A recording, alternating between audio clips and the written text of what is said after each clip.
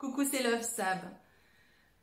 Aujourd'hui, je te parle du piège numéro 1 en amour. Mais d'abord, je tiens à te souhaiter la bienvenue sur cette chaîne dédiée aux femmes qui rêvent parfois en secret d'une relation amoureuse high level.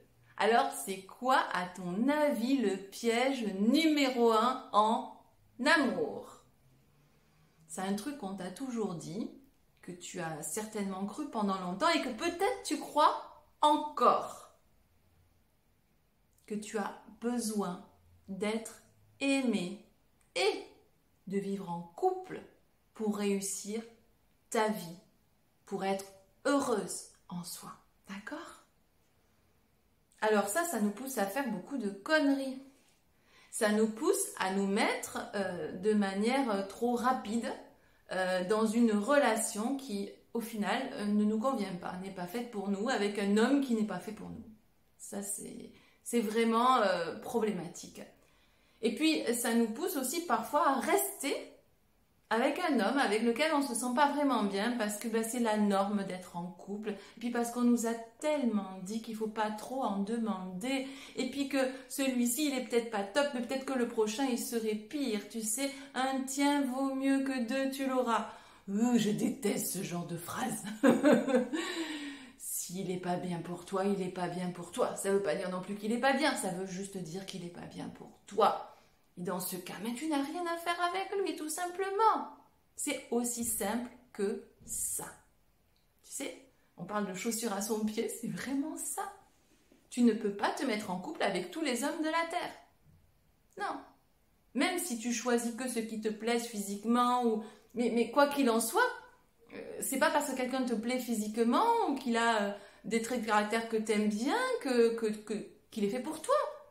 Il faut que tu sois quand même un minimum sûr que sa personnalité, sa conception de la vie, son humeur, ses goûts, ses envies, ses désirs correspondent aux tiens, quoi. Tu vois, c'est la moindre des choses si tu veux partager sa vie et qu'il partage la tienne.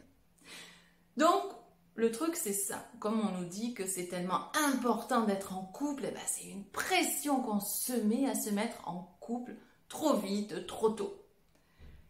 Et puis un jour, tu vois, il y a quand même beaucoup de séparations. Donc si je te parle de ça, c'est que voilà, c'est quand même quelque chose qui est récurrent. Puis un jour, il y en a un des deux qui s'en va, quoi, parce que ça va plus. Et là, qu'est-ce qui se passe? Si comme moi, tu es resté en couple toute ta vie, tu vois. Eh bien, moi, à 47 ans, je crois que c'est le moment de ma vie, le premier moment de ma vie où j'ai enfin kiffé le fait de vivre seule. Alors seule, pas totalement, parce que je suis maman monoparentale, mais seule, sans amoureux. J'ai commencé à comprendre à quel point ça pouvait être cool de vivre seule à 47 ans. Parce que j'ai eu des petites périodes de célibat dans ma vie, toutes petites, parce que justement, j'avais cette pression d'être en couple. Genre, t'es pas normal si t'es pas en couple, c'est que t'es pas une fille assez bien, t'es pas aimable si t'es pas aimée, tu es trop exigeante, tu es chiante, ça veut dire que personne ne veut de toi si t'es toute seule. Enfin, toutes ces espèces d'idées débiles, je vais dire débiles qu'on a en tête, tu vois. Donc du coup, j'ai eu des petites périodes de célibat, mais assez courtes, quoi. Parce que pour moi, c'était un besoin d'être en couple. Et puis, à 47 ans, je me suis vraiment retrouvée toute seule, mais en le savourant, en me disant « Ouais, mais c'est cool en fait !» Parce que ça veut dire qu'aujourd'hui, là, je fais ce que je veux de mon temps. Je fais ce que je veux, avec qui je veux, quand je veux, de la manière que je veux. Waouh! Mais en fait, ça devrait être ça la vie, non? Je sais pas, hein? Ça devrait être ça la vie. Donc, tout ça pour te dire que ça peut être grisant.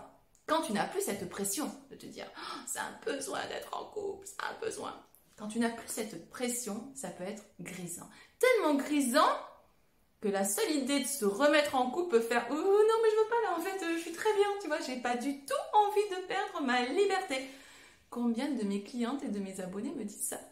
Ah non mais moi je viens de rencontrer quelqu'un qui a l'air bien, mais franchement j'ose pas aller vraiment pleinement dans ce couple parce que j'ai pas envie de perdre ma liberté. ça peut se comprendre. Ouais. Maintenant, je vais te dire un truc. Si tu es arrivé à une phase de ta vie où tu te sens vraiment complète, entière, puissante, où tu t'assumes, où tu t'aimes pleinement, tu vois, et où tu as des normes élevées, la personne que tu vas rencontrer, c'est logiquement quelqu'un qui va te laisser être tel que tu es en ce moment, tu vois. Ça va pas être un homme qui va vouloir t'éteindre ou que tu lui appartiennes. Donc dans ce cas, tu ne risques pas trop en fait. Il ne faut pas te référer à tes relations passées. Le passé, c'est le passé. Si toi, tu as changé, si tu vibres différemment, tu vas attirer un autre type d'homme et un autre type de relation. Donc tu peux tout à fait à présent te remettre en couple ou alors avoir un amoureux sans vivre avec lui au quotidien. Ça, c'est vraiment un choix très personnel.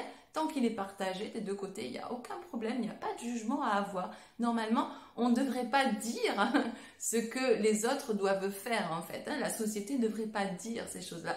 En fait, un couple, c'est deux êtres qui s'aiment.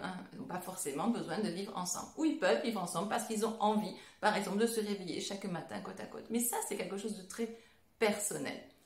Donc, si tu es à une phase de ta vie où tu t'aimes assez, où tu es pleinement toi-même, où tu as des normes élevées, tu vas vibrer ces choses-là et tu vas attirer quelqu'un qui va te laisser être tel que tu es. Donc, à présent, tu n'as pas tellement à t'en faire. Mais si tu es encore dans cet état d'esprit où c'est fragile, tu sais, où tu t'aimes, mais bon, pas tout le temps, hein, suivant ce que tu peux dire ou porter ou faire, tu t'aimes un peu moins, tu vois. Donc ça, c'est ce qu'on appelle l'amour conditionnel. Si tu te donnes à toi-même un amour conditionnel, là par contre, il y a encore des risques que tu attires un homme qui te donnera un amour conditionnel. Donc si tu te donnes un amour conditionnel, eh ben, ça veut dire que tu ne pourras pas être vraiment toi-même. Soit ne te le permettras pas toi, soit lui ne te le permettra pas par son attitude, par ses paroles, par peut-être des jugements, tu vois. Donc là, ça peut être embêtant. S'attendre à une relation high level, si tu n'es pas vraiment dans l'amour de toi, il y a un truc qui va coincer, tu vois.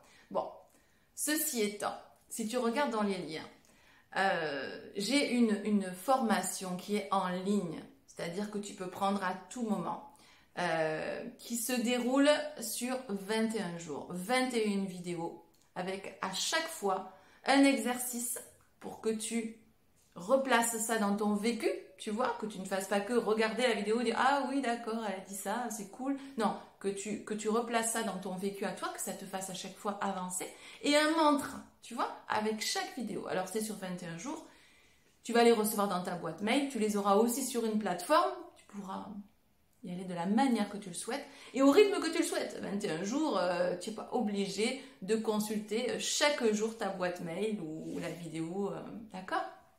Mais ce qui compte, c'est que ces 21 vidéos, ça va te faire un chemin.